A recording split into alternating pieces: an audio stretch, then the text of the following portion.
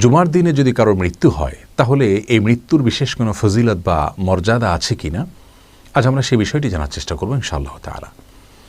এ বিষয়ে রাসূল করিম সাল্লাল্লাহু আলাইহি সাল্লাম থেকে বেশ কয়েকটি হাদিস বর্ণিত হয়েছে। তার মধ্যে থেকে একটি হাদিস তিরমিজিতে বর্ণিত হয়েছে, যার ভাষ্য হলো এরকম: কোনো মুসলিম যদি জুমার দিনে অর্থাৎ শুক্রবারে মৃত্যুবরণ করেন অথবা জুমার রাতে মৃত্যুবরণ করেন অর্থাৎ বৃহস্পতিবার দিবাগত রাতে মৃত্যুবরণ করেন, তাহলে সেক্ষেত্রে আল্লাহ রাব্বুল আলামিন তাকে কবরের যে ফিতনা, পরীক্ষা বা আযাব তা থেকে হেফাজতে রাখেন, নিরাপদে রাখেন।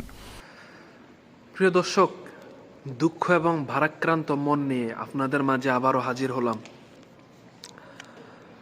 গত শুক্রবার তার মাথায় গুলি করা হয়।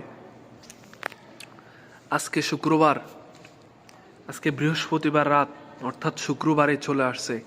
শুক্রবার সে আমাদের কাছ থেকে বিদায় নিয়ে আল্লাহ তাআলার ডাকে সাড়া দিয়ে চলে গেলেন। হাদিসে বর্ণিত রয়েছে, যে ব্যক্তি শুক্রবারে মৃত্যুবরণ করে তার কোনো হিসাব নিকাশ হয় না।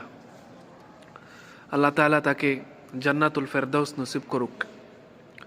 ভাবছিলাম এ দেশটা পরিবর্তন হবে, এ দেশটা পরিবর্তন হবে, এ দেশের মানুষের মনে পরিবর্তন আসবে, এ দেশটা স্বাধীন হয়েছে, দেশের মানুষ শান্তিতে এই দেশে বসবাস করবে। কিন্তু না ভাই, এই হাদি আমাদের কাছ থেকে বিদায় নেয় নাই। এ ওসমান হাদি আমাদের কাছ থেকে বিদায় নেয় নাই। সে আমাদের অন্তর চক্ষুকে খুলে দিয়ে গিয়েছে। সে আমাদের 20 কোটি মানুষের অন্তরে জেগে আছে, জেগে থাকবে। কিন্তু তার প্রাণটা চলে গেল।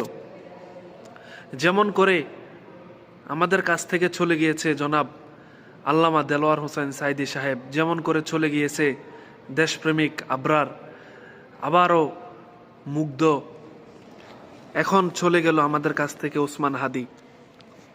ভাবছিলাম দেশে পরিবর্তন আসবে, দেশে এগুলো আর হবে না, দেশ থেকে এই যে হামলা মামলা, খুন, অত্যাচার, অবিচার এগুলা বিদায় নিবে।